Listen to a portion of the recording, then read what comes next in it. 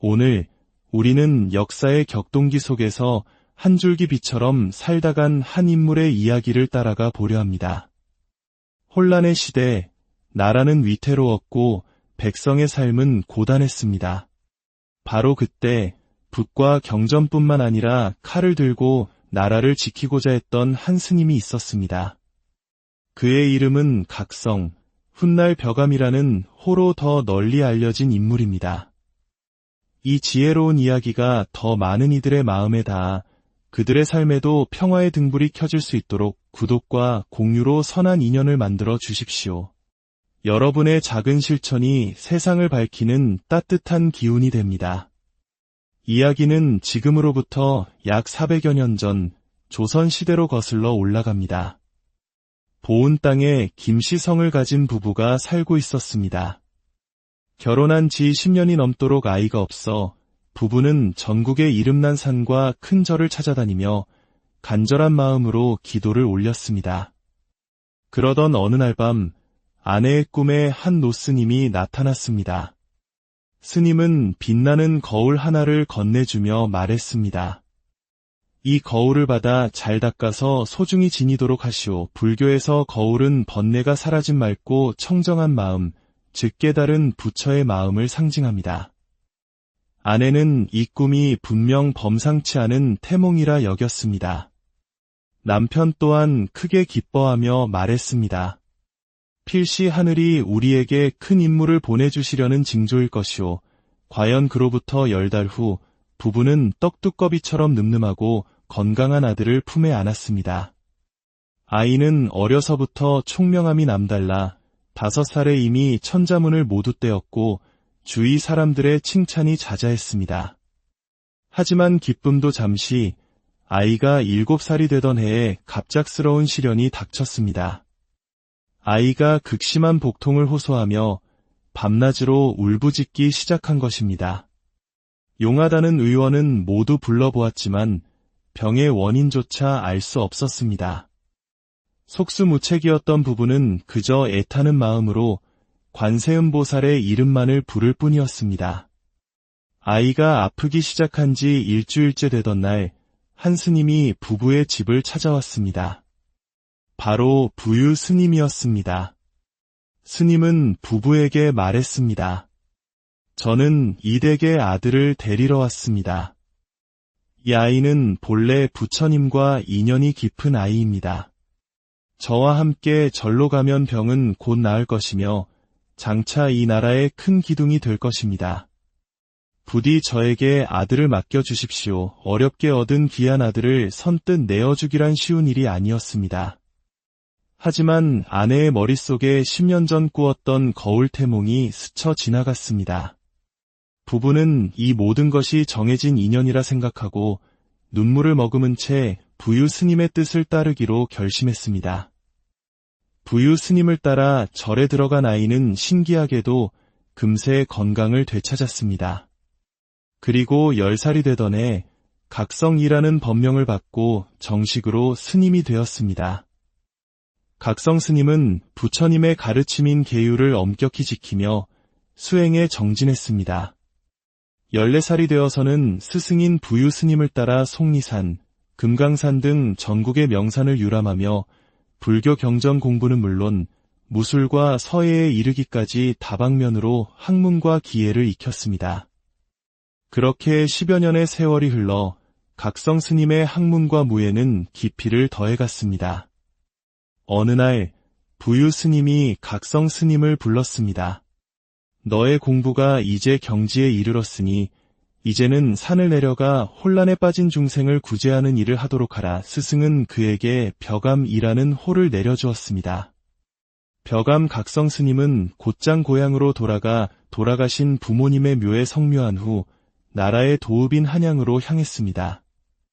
그때는 광해군 시절로 조정에서는 무관을 뽑는 무과 시험을 치른다는 방이 곳곳에 나붙어 있었습니다. 스님은 자신의 무예로 나라에 기여하고자 시험에 응시했습니다.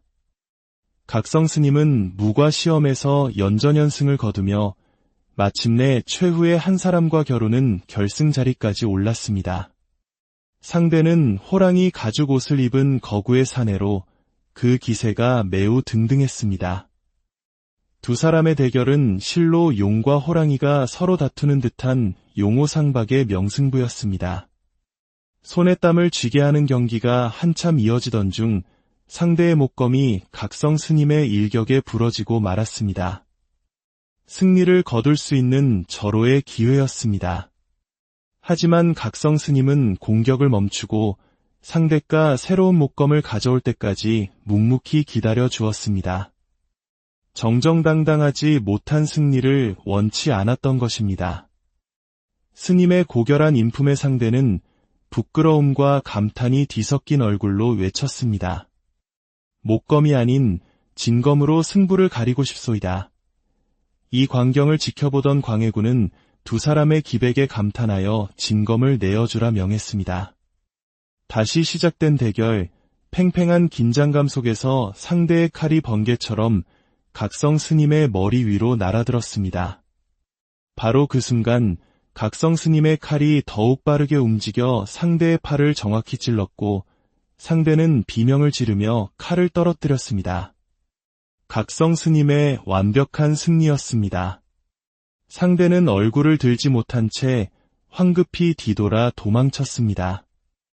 무과에 장원급제한 각성 스님은 그 뛰어난 실력을 인정받아 전국의 군사를 총괄하는 팔도도 총섭이라는 높은 관직에 올랐습니다. 그는 광해군에게 외적의 침입에 대비하여 성을 쟁고 국방을 튼튼히 해야 합니다. 라고 간언했지만 그의 충언은 받아들여지지 않았습니다. 이에 깊은 실망감을 느낀 스님은 관직을 내려놓고 다시 깊은 산으로 들어가 묵묵히 수행에만 전념했습니다. 그로부터 몇 년 후 스님의 우려는 현실이 되었습니다. 광해군의 실정과 불안한 국제 정세 속에서 나라는 점점 더 혼란에 빠져들었습니다. 어느 날 밤 각성 스님의 꿈에 부처님께서 나타나러 엄한 목소리로 말씀하셨습니다. 각성아, 이제 다시 세상으로 내려가 성을 쌓고 곧 닥쳐올 전쟁에 대비하거라. 부처님의 계시를 받은 각성 스님은 곧장 대궐로 달려가 새로운 임금인 인조에게 상소를 올렸습니다. 스님의 깊은 뜻과 해안을 높이 산 인조는 그에게 옛 직책을 다시 주고 남한산성을 증축하고 수비하는 중책을 맡겼습니다. 하지만 역사는 스님의 완벽한 준비를 기다려주지 않았습니다. 남한산성이 채 완성되기도 전에 북쪽의 청나라가 무서운 기세로 쳐들어왔습니다. 이것이 바로 우리 역사상 가장 치욕적인 전쟁 중 하나인 병자호란입니다. 인조와 조정 신하들은 급히 남한산성으로 피신했습니다. 성 안에서 추위와 굶주림에 떨던 인조는 각성 스님의 손을 잡고 말했습니다. 스님의 선견지명이 아니었다면 내 어찌 목숨을 보전할 수 있었겠소. 참으로 고맙소. 각성 스님은 성곽 수비는 관군에게 맡기고 전국의 승려들을 모아 8,000명의 의승군을 조직했습니다. 그리고 항마군 이라 이름 붙인 군대를 이끌고 청나라 군대에 맞서기 위해 북쪽으로 진격했습니다. 마침내 넓은 벌판에서 양국의 군대는 서로 마주하게 되었습니다. 각성 스님은 홀로 말을 타고 앞으로 나아가 적진을 향해 우레와 같은 목소리로 외쳤습니다. 나는 조선의 팔도도 총섭이다. 적의 대장은 앞으로 나오너라. 여러 병사의 피를 흘리게 하지 말고 우리 둘이서 승부를 내자. 스님의 고함 소리가 천지를 진동하자 적진에서 한 장수가 말을 몰고 달려 나왔습니다. 그런데 그의 모습이 어딘가 이상했습니다. 싸울 기세가 아니라 무언가 확인하려는 듯한 태도였습니다. 그는 각성 스님 앞에서 말을 멈추고 큰 소리로 물었습니다. 혹시 김각성 장군이 아니십니까? 그렇다. 내가 바로 김각성이다. 그러자 청나라 장수는 말에서 내려 큰 절을 하며 실로 놀라운 이야기를 시작했습니다. 장군님, 저를 기억하시겠습니까? 저는 몇 해 전 한양의 무과 시험장에서 장군님과 겨루다 칼을 잃고 도망쳤던 바로 그 사람이옵니다. 당시 저는 조선의 정세를 염탐하러 왔다가 무과에 응시했었는데 하마터면 장군님의 칼에 목숨을 잃을 뻔했습니다. 그때 저를 살려주신 은혜를 아직 잊지 않고 있습니다. 운명적인 재회였습니다. 한 번의 자비가 수년의 세월을 뛰어넘어 적장을 은인으로 만든 순간이었습니다. 청나라 장수는 오늘은 싸움 대신 술이나 한잔하자고 제안했습니다. 하지만 각성 스님은 단호하게 말했습니다. 그것도 인연이지만 싸움은 싸움이다. 승패는 가리는 것이 순서가 아니겠는가. 옳으신 말씀입니다. 그렇다면 내일 아침 진시에 다시 만나 승부를 겨루도록 합시다. 그리하여 그날의 싸움은 이루어지지 않았습니다. 다음 날 아침 각성 스님은 의승군을 이끌고 약속 장소로 향했습니다. 그러나 이게 무슨 일입니까? 어젯밤까지 천지를 뒤덮었던 그 많던 청나라 군사들이 흔적도 없이 사라지고 없었습니다. 벌판 한가운데에는 편지가 묶인 창 하나만이 꽂혀 있었습니다. 편지는 어제의 그 청나라 장수가 각성 스님에게 보낸 것이었습니다. 김각성 장군, 만나서 참으로 반가웠소. 지난날 나를 살려주신 은혜를 갚기 위해 나는 군사를 이끌고 그냥 돌아가오. 부디 평안하시오. 덕분에 각성 스님과 8천 의승군은 단 한 사람도 다치지 않고 무사히 남한산성으로 돌아올 수 있었습니다. 이후 스님은 남한산성 축조를 마무리하고 성 내부에 장경사라는 사찰을 건립하는 일에 평생을 바쳤습니다. 훗날 조정에서는 스님의 위대한 공을 기리기 위해 남한산성에 청계당이라는 사당을 짓고 해마다 그의 넋을 기리는 제사를 올렸다고 합니다. 한 스님의 자비로운 마음이 어떻게 나라를 구하는 거대한 나비 효과로 이어졌는지 참으로 깊은 울림을 주는 이야기입니다. 각성 스님의 이야기는 우리에게 진정한 강함이란 상대를 굴복시키는 힘이 아니라 상대를 품을 수 있는 너그러움과 자비심에 있음을 가르쳐줍니다. 오늘 이 이야기가 여러분의 마음에 깊은 평화와 지혜의 씨앗을 심어주었기를 바랍니다. 부처님의 자비와 가피가 늘 여러분의 삶과 함께 하시기를 진심으로. 오늘 우리는 역사의 격동기 속에서 한 줄기 빛처럼 살다간 한 인물의 이야기를 따라가 보려 합니다. 혼란의 시대, 나라는 위태로웠고 백성의 삶은 고단했습니다. 바로 그때 붓과 경전뿐만 아니라 칼을 들고 나라를 지키고자 했던 한 스님이 있었습니다. 그의 이름은 각성, 훗날 벼감이라는 호로 더 널리 알려진 인물입니다. 이 지혜로운 이야기가 더 많은 이들의 마음에 닿아 그들의 삶에도 평화의 등불이 켜질 수 있도록 구독과 공유로 선한 인연을 만들어 주십시오. 여러분의 작은 실천이 세상을 밝히는 따뜻한 기운이 됩니다. 이야기는 지금으로부터 약 400여 년 전 조선시대로 거슬러 올라갑니다. 보은 땅에 김씨성을 가진 부부가 살고 있었습니다. 결혼한 지 10년이 넘도록 아이가 없어 부부는 전국의 이름난 산과 큰 절을 찾아다니며 간절한 마음으로 기도를 올렸습니다. 그러던 어느 날 밤 아내의 꿈에 한 노스님이 나타났습니다. 스님은 빛나는 거울 하나를 건네주며 말했습니다.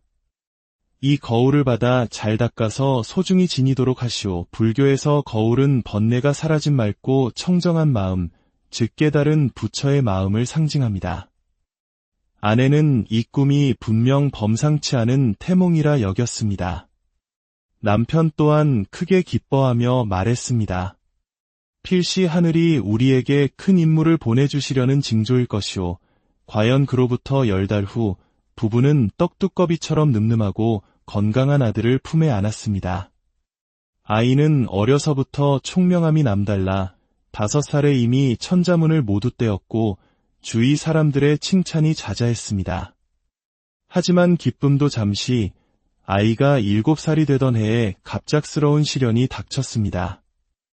아이가 극심한 복통을 호소하며 밤낮으로 울부짖기 시작한 것입니다. 용하다는 의원은 모두 불러보았지만 병의 원인조차 알 수 없었습니다.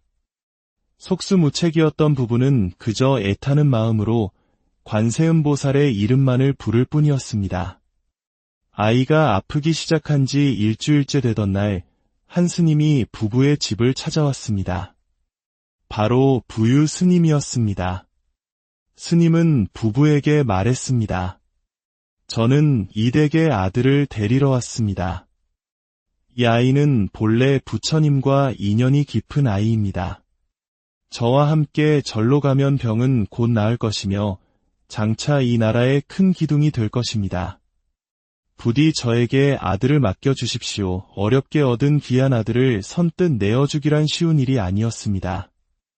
하지만 아내의 머릿속에 10년 전 꾸었던 거울 태몽이 스쳐 지나갔습니다. 부부는 이 모든 것이 정해진 인연이라 생각하고 눈물을 머금은 채 부유 스님의 뜻을 따르기로 결심했습니다. 부유 스님을 따라 절에 들어간 아이는 신기하게도 금세 건강을 되찾았습니다.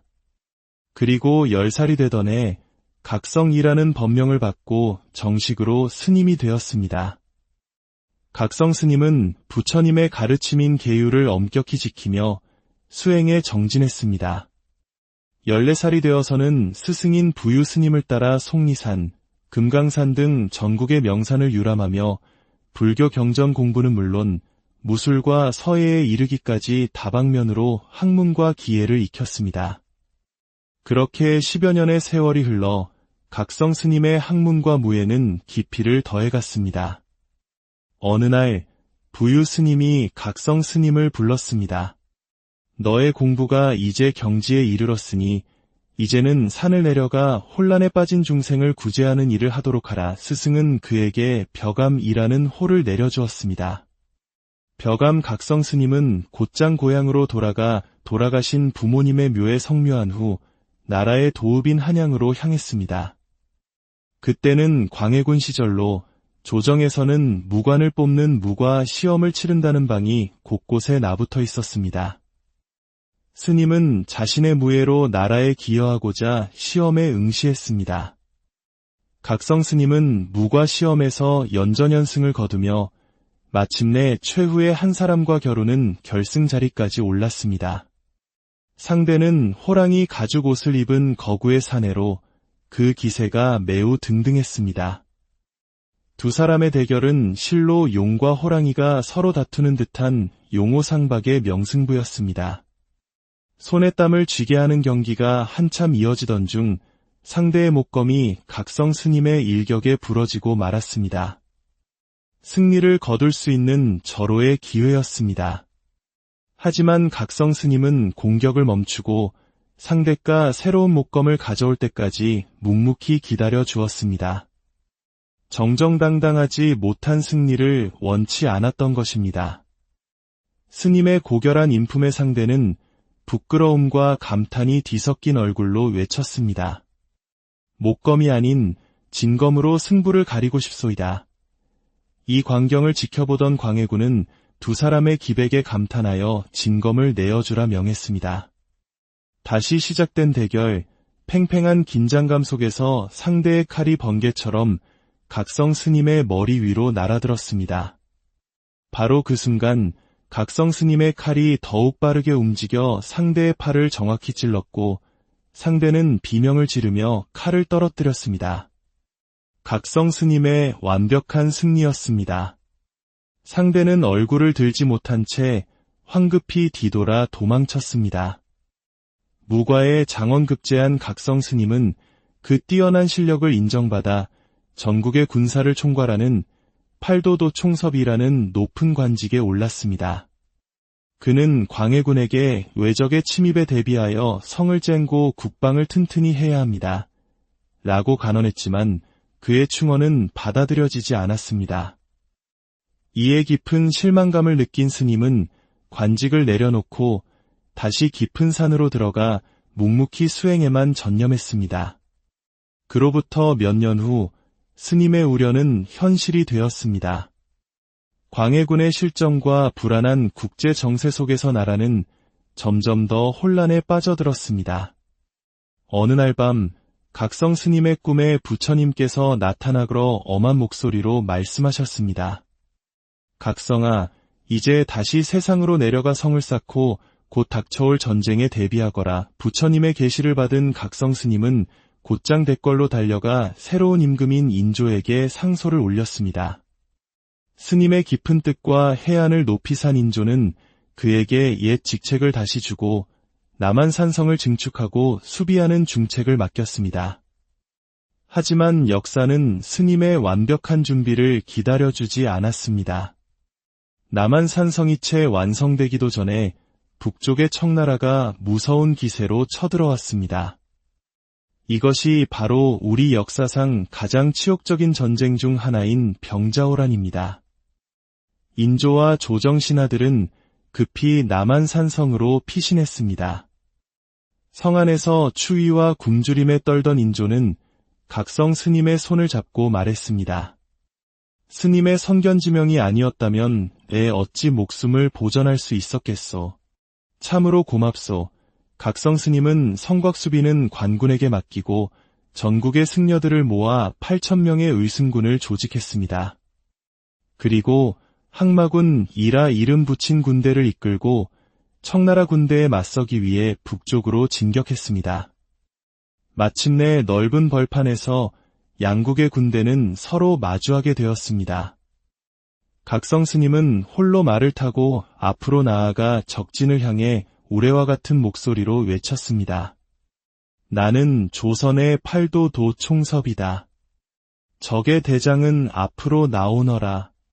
여러 병사의 피를 흘리게 하지 말고 우리 둘이서 승부를 내자. 스님의 고함 소리가 천지를 진동하자 적진에서 한 장수가 말을 몰고 달려 나왔습니다. 그런데 그의 모습이 어딘가 이상했습니다. 싸울 기세가 아니라 무언가 확인하려는 듯한 태도였습니다. 그는 각성 스님 앞에서 말을 멈추고 큰 소리로 물었습니다. 혹시 김각성 장군이 아니십니까? 그렇다. 내가 바로 김각성이다. 그러자 청나라 장수는 말에서 내려 큰 절을 하며 실로 놀라운 이야기를 시작했습니다. 장군님, 저를 기억하시겠습니까? 저는 몇 해 전 한양의 무과 시험장에서 장군님과 겨루다 칼을 잃고 도망쳤던 바로 그 사람이옵니다. 당시 저는 조선의 정세를 염탐하러 왔다가 무과에 응시했었는데 하마터면 장군님의 칼에 목숨을 잃을 뻔했습니다. 그때 저를 살려주신 은혜를 아직 잊지 않고 있습니다. 운명적인 재회였습니다. 한 번의 자비가 수년의 세월을 뛰어넘어 적장을 은인으로 만든 순간이었습니다. 청나라 장수는 오늘은 싸움 대신 술이나 한잔하자고 제안했습니다. 하지만 각성 스님은 단호하게 말했습니다. 그것도 인연이지만 싸움은 싸움이다. 승패는 가리는 것이 순서가 아니겠는가. 옳으신 말씀입니다. 그렇다면 내일 아침 진시에 다시 만나 승부를 겨루도록 합시다. 그리하여 그날의 싸움은 이루어지지 않았습니다. 다음 날 아침 각성 스님은 의승군을 이끌고 약속 장소로 향했습니다. 그러나 이게 무슨 일입니까? 어젯밤까지 천지를 뒤덮었던 그 많던 청나라 군사들이 흔적도 없이 사라지고 없었습니다. 벌판 한가운데에는 편지가 묶인 창 하나만이 꽂혀 있었습니다. 편지는 어제의 그 청나라 장수가 각성 스님에게 보낸 것이었습니다. 김각성 장군, 만나서 참으로 반가웠소. 지난날 나를 살려주신 은혜를 갚기 위해 나는 군사를 이끌고 그냥 돌아가오. 부디 평안하시오. 덕분에 각성 스님과 8천 의승군은 단 한 사람도 다치지 않고 무사히 남한산성으로 돌아올 수 있었습니다. 이후 스님은 남한산성 축조를 마무리하고 성 내부에 장경사라는 사찰을 건립하는 일에 평생을 바쳤습니다. 훗날 조정에서는 스님의 위대한 공을 기리기 위해 남한산성에 청계당이라는 사당을 짓고 해마다 그의 넋을 기리는 제사를 올렸다고 합니다. 한 스님의 자비로운 마음이 어떻게 나라를 구하는 거대한 나비 효과로 이어졌는지 참으로 깊은 울림을 주는 이야기입니다. 각성 스님의 이야기는 우리에게 진정한 강함이란 상대를 굴복시키는 힘이 아니라 상대를 품을 수 있는 너그러움과 자비심에 있음을 가르쳐줍니다. 오늘 이 이야기가 여러분의 마음에 깊은 평화와 지혜의 씨앗을 심어주었기를 바랍니다. 부처님의 자비와 가피가 늘 여러분의 삶과 함께 하시기를 진심으로. 오늘 우리는 역사의 격동기 속에서 한 줄기 빛처럼 살다간 한 인물의 이야기를 따라가 보려 합니다. 혼란의 시대, 나라는 위태로웠고 백성의 삶은 고단했습니다. 바로 그때 북과 경전뿐만 아니라 칼을 들고 나라를 지키고자 했던 한 스님이 있었습니다. 그의 이름은 각성, 훗날 벼감이라는 호로 더 널리 알려진 인물입니다. 이 지혜로운 이야기가 더 많은 이들의 마음에 닿아 그들의 삶에도 평화의 등불이 켜질 수 있도록 구독과 공유로 선한 인연을 만들어 주십시오. 여러분의 작은 실천이 세상을 밝히는 따뜻한 기운이 됩니다. 이야기는 지금으로부터 약 400여 년 전 조선시대로 거슬러 올라갑니다. 보은 땅에 김씨성을 가진 부부가 살고 있었습니다. 결혼한 지 10년이 넘도록 아이가 없어 부부는 전국의 이름난 산과 큰 절을 찾아다니며 간절한 마음으로 기도를 올렸습니다. 그러던 어느 날 밤 아내의 꿈에 한 노스님이 나타났습니다. 스님은 빛나는 거울 하나를 건네주며 말했습니다. 이 거울을 받아 잘 닦아서 소중히 지니도록 하시오. 불교에서 거울은 번뇌가 사라진 맑고 청정한 마음, 즉 깨달은 부처의 마음을 상징합니다. 아내는 이 꿈이 분명 범상치 않은 태몽이라 여겼습니다. 남편 또한 크게 기뻐하며 말했습니다. 필시 하늘이 우리에게 큰 인물을 보내주시려는 징조일 것이오. 과연 그로부터 10달 후 부부는 떡두꺼비처럼 늠름하고 건강한 아들을 품에 안았습니다. 아이는 어려서부터 총명함이 남달라 5살에 이미 천자문을 모두 떼었고 주위 사람들의 칭찬이 자자했습니다. 하지만 기쁨도 잠시, 아이가 7살이 되던 해에 갑작스러운 시련이 닥쳤습니다. 아이가 극심한 복통을 호소하며 밤낮으로 울부짖기 시작한 것입니다. 용하다는 의원은 모두 불러보았지만 병의 원인조차 알 수 없었습니다. 속수무책이었던 부부는 그저 애타는 마음으로 관세음보살의 이름만을 부를 뿐이었습니다. 아이가 아프기 시작한 지 일주일째 되던 날, 한 스님이 부부의 집을 찾아왔습니다. 바로 부유 스님이었습니다. 스님은 부부에게 말했습니다. 저는 이댁의 아들을 데리러 왔습니다. 이 아이는 본래 부처님과 인연이 깊은 아이입니다. 저와 함께 절로 가면 병은 곧 나을 것이며 장차 이 나라의 큰 기둥이 될 것입니다. 부디 저에게 아들을 맡겨주십시오. 어렵게 얻은 귀한 아들을 선뜻 내어주기란 쉬운 일이 아니었습니다. 하지만 아내의 머릿속에 10년 전 꾸었던 거울 태몽이 스쳐 지나갔습니다. 부부는 이 모든 것이 정해진 인연이라 생각하고 눈물을 머금은 채 부유 스님의 뜻을 따르기로 결심했습니다. 부유 스님을 따라 절에 들어간 아이는 신기하게도 금세 건강을 되찾았습니다. 그리고 10살이 되던 해 각성이라는 법명을 받고 정식으로 스님이 되었습니다. 각성 스님은 부처님의 가르침인 계율을 엄격히 지키며 수행에 정진했습니다. 14살이 되어서는 스승인 부유 스님을 따라 속리산, 금강산 등 전국의 명산을 유람하며 불교 경전 공부는 물론 무술과 서예에 이르기까지 다방면으로 학문과 기예를 익혔습니다. 그렇게 10여 년의 세월이 흘러 각성 스님의 학문과 무예는 깊이를 더해갔습니다. 어느 날 부유 스님이 각성 스님을 불렀습니다. 너의 공부가 이제 경지에 이르렀으니 이제는 산을 내려가 혼란에 빠진 중생을 구제하는 일을 하도록 하라. 스승은 그에게 벼감이라는 호를 내려주었습니다. 벼감 각성 스님은 곧장 고향으로 돌아가신 부모님의 묘에 성묘한 후 나라의 도읍인 한양으로 향했습니다. 그때는 광해군 시절로 조정에서는 무관을 뽑는 무과 시험을 치른다는 방이 곳곳에 나붙어 있었습니다.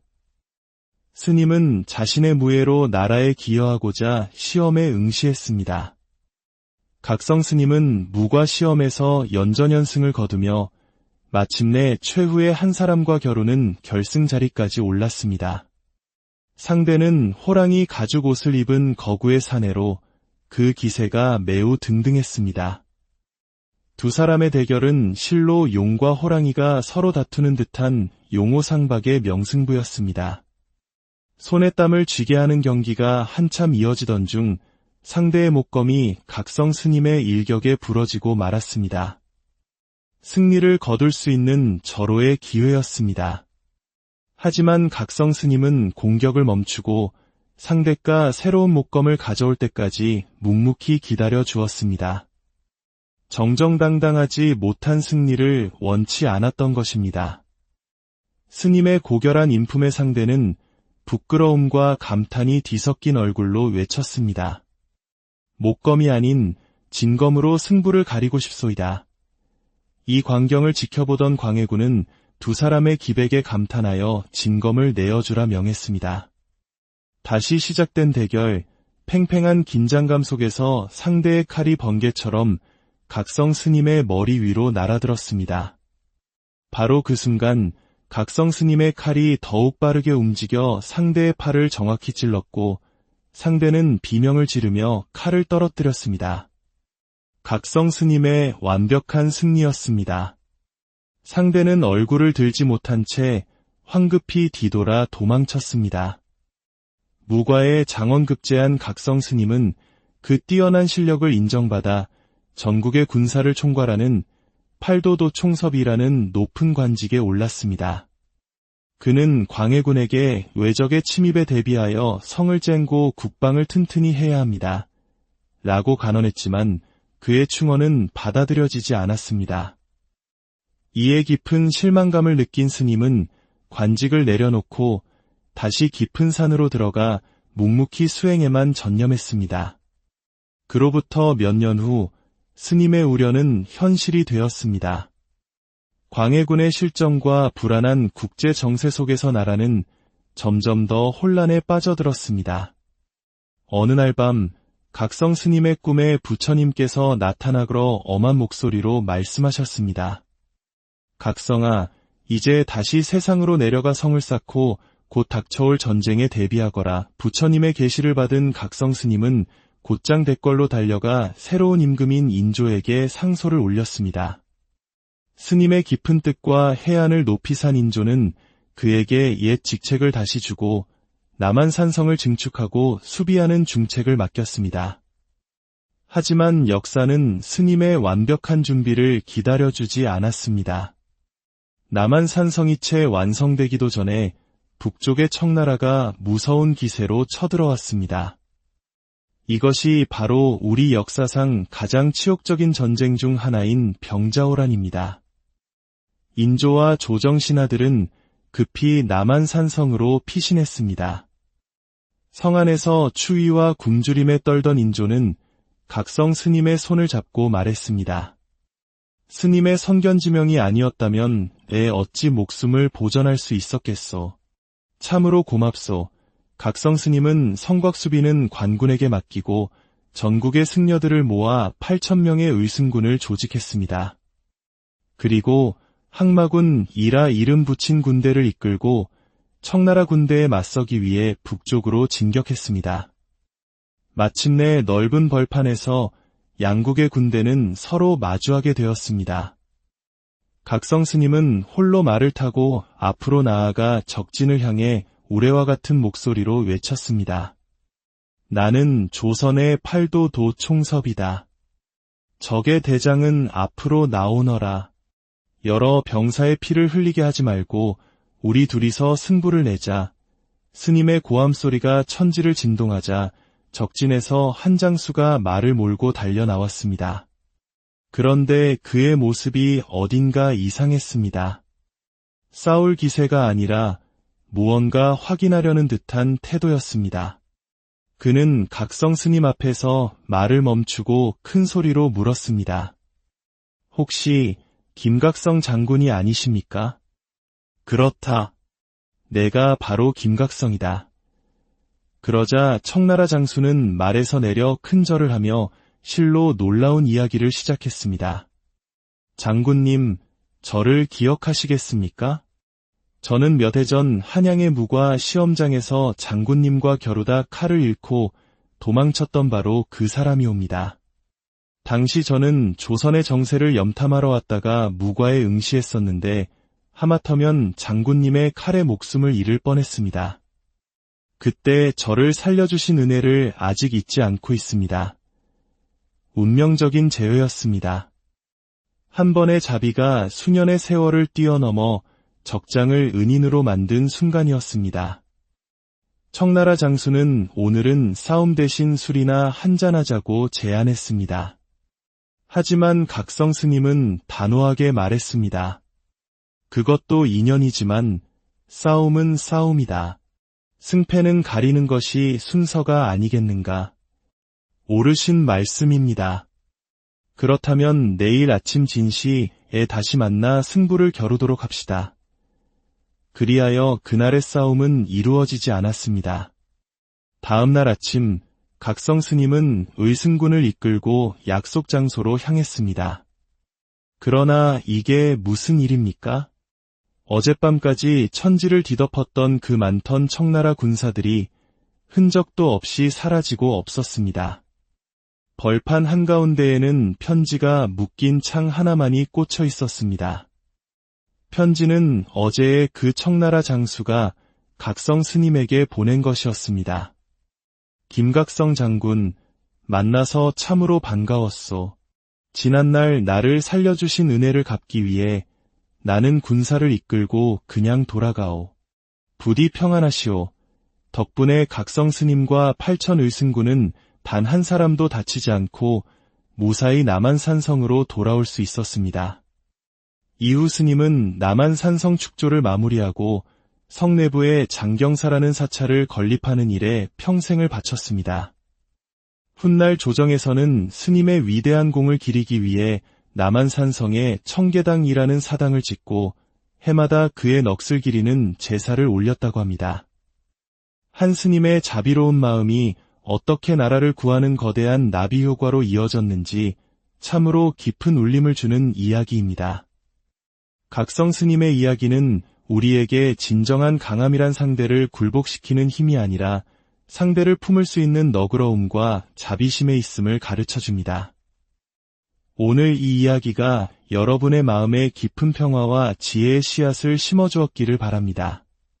부처님의 자비와 가피가 늘 여러분의 삶과 함께 하시기를 진심으로. 오늘 우리는 역사의 격동기 속에서 한 줄기 빛처럼 살다간 한 인물의 이야기를 따라가 보려 합니다. 혼란의 시대, 나라는 위태로웠고 백성의 삶은 고단했습니다. 바로 그때 붓과 경전뿐만 아니라 칼을 들고 나라를 지키고자 했던 한 스님이 있었습니다. 그의 이름은 각성, 훗날 벼감이라는 호로 더 널리 알려진 인물입니다.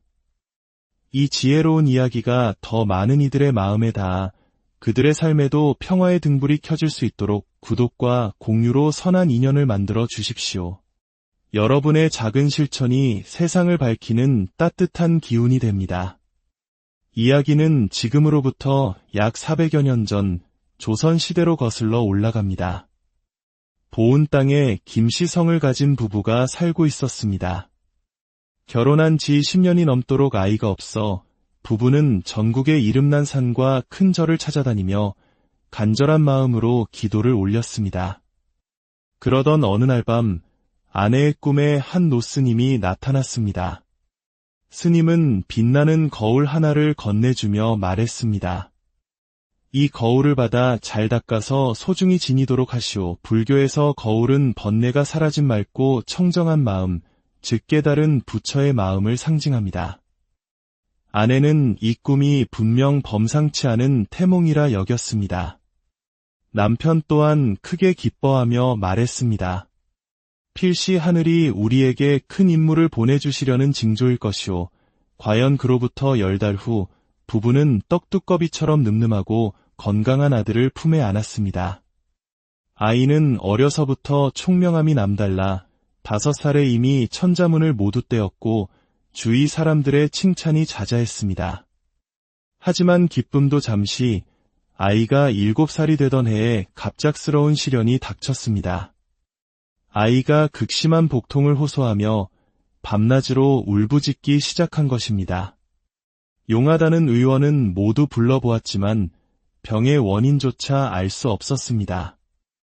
속수무책이었던 부부는 그저 애타는 마음으로 관세음보살의 이름만을 부를 뿐이었습니다. 아이가 아프기 시작한 지 일주일째 되던 날, 한 스님이 부부의 집을 찾아왔습니다. 바로 부유 스님이었습니다. 스님은 부부에게 말했습니다. 저는 이 댁의 아들을 데리러 왔습니다. 이 아이는 본래 부처님과 인연이 깊은 아이입니다. 저와 함께 절로 가면 병은 곧 나을 것이며 장차 이 나라의 큰 기둥이 될 것입니다. 부디 저에게 아들을 맡겨주십시오. 어렵게 얻은 귀한 아들을 선뜻 내어주기란 쉬운 일이 아니었습니다. 하지만 아내의 머릿속에 10년 전 꾸었던 거울 태몽이 스쳐 지나갔습니다. 부부는 이 모든 것이 정해진 인연이라 생각하고 눈물을 머금은 채 부유 스님의 뜻을 따르기로 결심했습니다. 부유 스님을 따라 절에 들어간 아이는 신기하게도 금세 건강을 되찾았습니다. 그리고 10살이 되던 해 각성이라는 법명을 받고 정식으로 스님이 되었습니다. 각성 스님은 부처님의 가르침인 계율을 엄격히 지키며 수행에 정진했습니다. 14살이 되어서는 스승인 부유 스님을 따라 속리산, 금강산 등 전국의 명산을 유람하며 불교 경전 공부는 물론 무술과 서예에 이르기까지 다방면으로 학문과 기예를 익혔습니다. 그렇게 10여 년의 세월이 흘러 각성 스님의 학문과 무예는 깊이를 더해갔습니다. 어느 날 부유 스님이 각성 스님을 불렀습니다. 너의 공부가 이제 경지에 이르렀으니 이제는 산을 내려가 혼란에 빠진 중생을 구제하는 일을 하도록 하라. 스승은 그에게 벼감이라는 호를 내려주었습니다. 벼감 각성 스님은 곧장 고향으로 돌아가 돌아가신 부모님의 묘에 성묘한 후 나라의 도읍인 한양으로 향했습니다. 그때는 광해군 시절로 조정에서는 무관을 뽑는 무과 시험을 치른다는 방이 곳곳에 나붙어 있었습니다. 스님은 자신의 무예로 나라에 기여하고자 시험에 응시했습니다. 각성 스님은 무과 시험에서 연전연승을 거두며 마침내 최후의 한 사람과 겨루는 결승 자리까지 올랐습니다. 상대는 호랑이 가죽 옷을 입은 거구의 사내로 그 기세가 매우 등등했습니다. 두 사람의 대결은 실로 용과 호랑이가 서로 다투는 듯한 용호상박의 명승부였습니다. 손에 땀을 쥐게 하는 경기가 한참 이어지던 중 상대의 목검이 각성 스님의 일격에 부러지고 말았습니다. 승리를 거둘 수 있는 절호의 기회였습니다. 하지만 각성 스님은 공격을 멈추고 상대가 새로운 목검을 가져올 때까지 묵묵히 기다려 주었습니다. 정정당당하지 못한 승리를 원치 않았던 것입니다. 스님의 고결한 인품의 상대는 부끄러움과 감탄이 뒤섞인 얼굴로 외쳤습니다. 목검이 아닌 진검으로 승부를 가리고 싶소이다. 이 광경을 지켜보던 광해군은 두 사람의 기백에 감탄하여 진검을 내어주라 명했습니다. 다시 시작된 대결, 팽팽한 긴장감 속에서 상대의 칼이 번개처럼 각성 스님의 머리 위로 날아들었습니다. 바로 그 순간 각성 스님의 칼이 더욱 빠르게 움직여 상대의 팔을 정확히 찔렀고 상대는 비명을 지르며 칼을 떨어뜨렸습니다. 각성 스님의 완벽한 승리였습니다. 상대는 얼굴을 들지 못한 채 황급히 뒤돌아 도망쳤습니다. 무과에 장원급제한 각성 스님은 그 뛰어난 실력을 인정받아 전국의 군사를 총괄하는 팔도도 총섭이라는 높은 관직에 올랐습니다. 그는 광해군에게 외적의 침입에 대비하여 성을 쟁고 국방을 튼튼히 해야 합니다. 라고 간언했지만 그의 충언은 받아들여지지 않았습니다. 이에 깊은 실망감을 느낀 스님은 관직을 내려놓고 다시 깊은 산으로 들어가 묵묵히 수행에만 전념했습니다. 그로부터 몇 년 후 스님의 우려는 현실이 되었습니다. 광해군의 실정과 불안한 국제 정세 속에서 나라는 점점 더 혼란에 빠져들었습니다. 어느 날 밤 각성 스님의 꿈에 부처님께서 나타나그러 엄한 목소리로 말씀하셨습니다. 각성아, 이제 다시 세상으로 내려가 성을 쌓고 곧 닥쳐올 전쟁에 대비하거라. 부처님의 계시를 받은 각성 스님은 곧장 대궐로 달려가 새로운 임금인 인조에게 상소를 올렸습니다. 스님의 깊은 뜻과 해안을 높이 산 인조는 그에게 옛 직책을 다시 주고 남한산성을 증축하고 수비하는 중책을 맡겼습니다. 하지만 역사는 스님의 완벽한 준비를 기다려주지 않았습니다. 남한산성이 채 완성되기도 전에 북쪽의 청나라가 무서운 기세로 쳐들어왔습니다. 이것이 바로 우리 역사상 가장 치욕적인 전쟁 중 하나인 병자호란입니다. 인조와 조정 신하들은 급히 남한산성으로 피신했습니다. 성 안에서 추위와 굶주림에 떨던 인조는 각성 스님의 손을 잡고 말했습니다. 스님의 선견지명이 아니었다면 내 어찌 목숨을 보전할 수 있었겠소. 참으로 고맙소. 각성 스님은 성곽 수비는 관군에게 맡기고 전국의 승려들을 모아 8,000명의 의승군을 조직했습니다. 그리고 항마군 이라 이름 붙인 군대를 이끌고 청나라 군대에 맞서기 위해 북쪽으로 진격했습니다. 마침내 넓은 벌판에서 양국의 군대는 서로 마주하게 되었습니다. 각성 스님은 홀로 말을 타고 앞으로 나아가 적진을 향해 우레와 같은 목소리로 외쳤습니다. 나는 조선의 팔도도 총섭이다. 적의 대장은 앞으로 나오너라. 여러 병사의 피를 흘리게 하지 말고 우리 둘이서 승부를 내자. 스님의 고함 소리가 천지를 진동하자 적진에서 한 장수가 말을 몰고 달려 나왔습니다. 그런데 그의 모습이 어딘가 이상했습니다. 싸울 기세가 아니라 무언가 확인하려는 듯한 태도였습니다. 그는 각성 스님 앞에서 말을 멈추고 큰 소리로 물었습니다. 혹시 김각성 장군이 아니십니까? 그렇다. 내가 바로 김각성이다. 그러자 청나라 장수는 말에서 내려 큰 절을 하며 실로 놀라운 이야기를 시작했습니다. 장군님, 저를 기억하시겠습니까? 저는 몇 해 전 한양의 무과 시험장에서 장군님과 겨루다 칼을 잃고 도망쳤던 바로 그 사람이옵니다. 당시 저는 조선의 정세를 염탐하러 왔다가 무과에 응시했었는데 하마터면 장군님의 칼에 목숨을 잃을 뻔했습니다. 그때 저를 살려주신 은혜를 아직 잊지 않고 있습니다. 운명적인 재회였습니다. 한 번의 자비가 수년의 세월을 뛰어넘어 적장을 은인으로 만든 순간이었습니다. 청나라 장수는 오늘은 싸움 대신 술이나 한잔하자고 제안했습니다. 하지만 각성 스님은 단호하게 말했습니다. 그것도 인연이지만 싸움은 싸움이다. 승패는 가리는 것이 순서가 아니겠는가. 옳으신 말씀입니다. 그렇다면 내일 아침 진시에 다시 만나 승부를 겨루도록 합시다. 그리하여 그날의 싸움은 이루어지지 않았습니다. 다음 날 아침 각성 스님은 의승군을 이끌고 약속 장소로 향했습니다. 그러나 이게 무슨 일입니까? 어젯밤까지 천지를 뒤덮었던 그 많던 청나라 군사들이 흔적도 없이 사라지고 없었습니다. 벌판 한가운데에는 편지가 묶인 창 하나만이 꽂혀 있었습니다. 편지는 어제의 그 청나라 장수가 각성 스님에게 보낸 것이었습니다. 김각성 장군, 만나서 참으로 반가웠소. 지난날 나를 살려주신 은혜를 갚기 위해 나는 군사를 이끌고 그냥 돌아가오. 부디 평안하시오.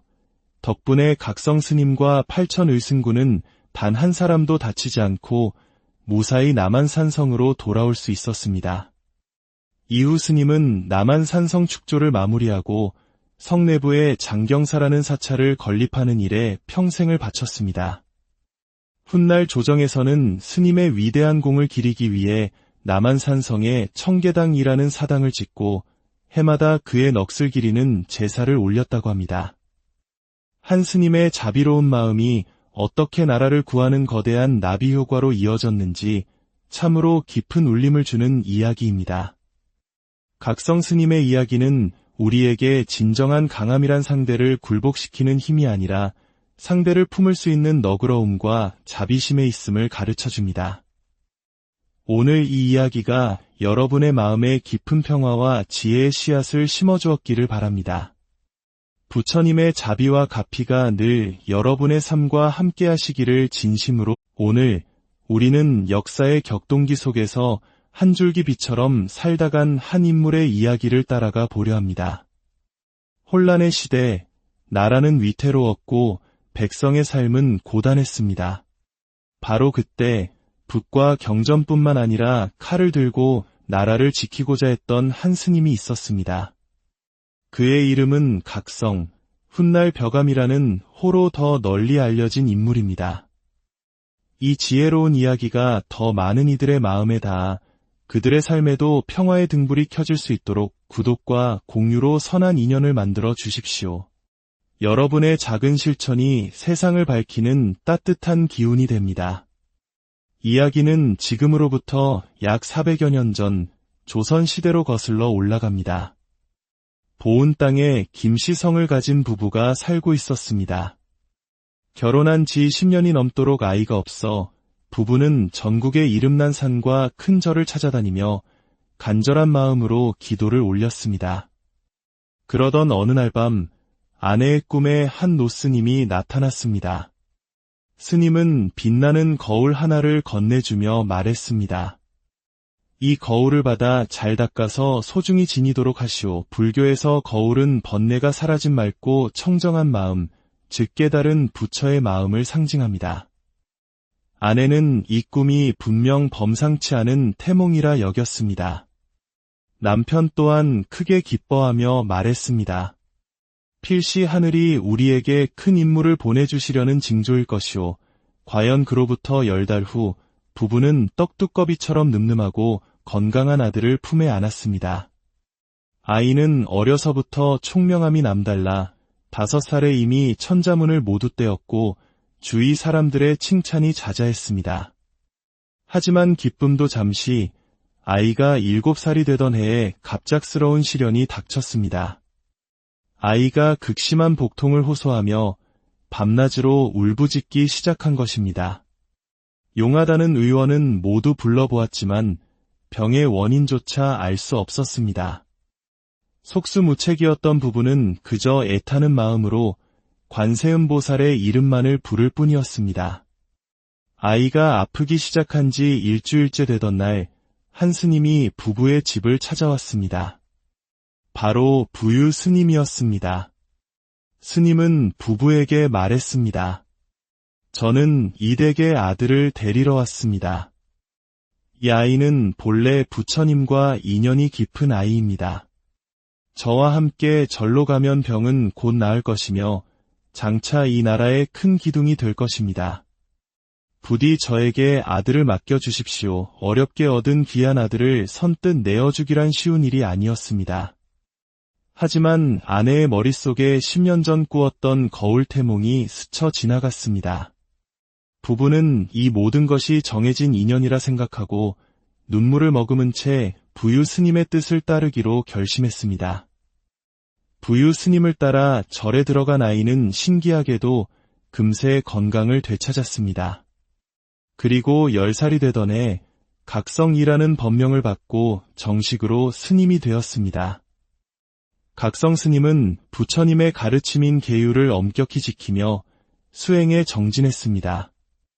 14살이 되어서는 스승인 부유 스님을 따라 속리산, 금강산 등 전국의 명산을 유람하며 불교 경전 공부는 물론 무술과 서예에 이르기까지 다방면으로 학문과 기예를 익혔습니다. 그렇게 10여 년의 세월이 흘러 각성 스님의 학문과 무예는 깊이를 더해갔습니다. 어느 날 부유 스님이 각성 스님을 불렀습니다. 너의 공부가 이제 경지에 이르렀으니 이제는 산을 내려가 혼란에 빠진 중생을 구제하는 일을 하도록 하라. 스승은 그에게 벼감이라는 호를 내려주었습니다. 벼감 각성 스님은 곧장 고향으로 돌아가신 부모님의 묘에 성묘한 후 나라의 도읍인 한양으로 향했습니다. 그때는 광해군 시절로 조정에서는 무관을 뽑는 무과 시험을 치른다는 방이 곳곳에 나붙어 있었습니다. 스님은 자신의 무예로 나라에 기여하고자 시험에 응시했습니다. 각성 스님은 무과 시험에서 연전연승을 거두며 마침내 최후의 한 사람과 겨루는 결승 자리까지 올랐습니다. 상대는 호랑이 가죽 옷을 입은 거구의 사내로 그 기세가 매우 등등했습니다. 두 사람의 대결은 실로 용과 호랑이가 서로 다투는 듯한 용호상박의 명승부였습니다. 손에 땀을 쥐게 하는 경기가 한참 이어지던 중 상대의 목검이 각성 스님의 일격에 부러지고 말았습니다. 승리를 거둘 수 있는 절호의 기회였습니다.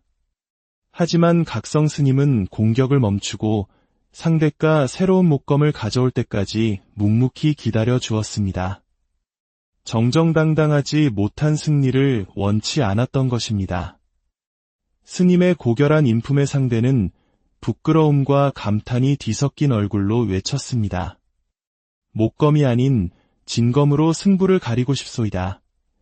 이 광경을 지켜보던 광해군은 두 사람의 기백에 감탄하여 진검을 내어주라 명했습니다. 다시 시작된 대결, 팽팽한 긴장감 속에서 상대의 칼이 번개처럼 각성 스님의 머리 위로 날아들었습니다. 바로 그 순간 각성 스님의 칼이 더욱 빠르게 움직여 상대의 팔을 정확히 찔렀고 상대는 비명을 지르며 칼을 떨어뜨렸습니다. 각성 스님의 완벽한 승리였습니다. 상대는 얼굴을 들지 못한 채 황급히 뒤돌아 도망쳤습니다. 무과에 장원급제한 각성 스님은 그 뛰어난 실력을 인정받아 전국의 군사를 총괄하는 팔도도 총섭이라는 높은 관직에 올랐습니다. 그는 광해군에게 외적의 침입에 대비하여 성을 쟁고 국방을 튼튼히 해야 합니다. 라고 간언했지만 그의 충언은 받아들여지지 않았습니다. 이에 깊은 실망감을 느낀 스님은 관직을 내려놓고 다시 깊은 산으로 들어가 묵묵히 수행에만 전념했습니다. 그로부터 몇 년 후 스님의 우려는 현실이 되었습니다. 광해군의 실정과 불안한 국제 정세 속에서 나라는 점점 더 혼란에 빠져들었습니다. 어느 날 밤 각성 스님의 꿈에 부처님께서 나타나러 엄한 목소리로 말씀하셨습니다. 각성아, 이제 다시 세상으로 내려가 성을 쌓고 곧 닥쳐올 전쟁에 대비하거라. 부처님의 계시를 받은 각성 스님은 곧장 대궐로 달려가 새로운 임금인 인조에게 상소를 올렸습니다. 스님의 깊은 뜻과 해안을 높이 산 인조는 그에게 옛 직책을 다시 주고 남한산성을 증축하고 수비하는 중책을 맡겼습니다. 하지만 역사는 스님의 완벽한 준비를 기다려주지 않았습니다. 남한산성이 채 완성되기도 전에 북쪽의 청나라가 무서운 기세로 쳐들어왔습니다. 이것이 바로 우리 역사상 가장 치욕적인 전쟁 중 하나인 병자호란입니다. 인조와 조정 신하들은 급히 남한산성으로 피신했습니다. 성 안에서 추위와 굶주림에 떨던 인조는 각성 스님의 손을 잡고 말했습니다. 스님의 선견지명이 아니었다면 어찌 목숨을 보전할 수 있었겠소. 참으로 고맙소. 각성 스님은 성곽수비는 관군에게 맡기고 전국의 승려들을 모아 8,000명의 의승군을 조직했습니다. 그리고 항마군 이라 이름 붙인 군대를 이끌고 청나라 군대에 맞서기 위해 북쪽으로 진격했습니다. 마침내 넓은 벌판에서 양국의 군대는 서로 마주하게 되었습니다. 각성 스님은 홀로 말을 타고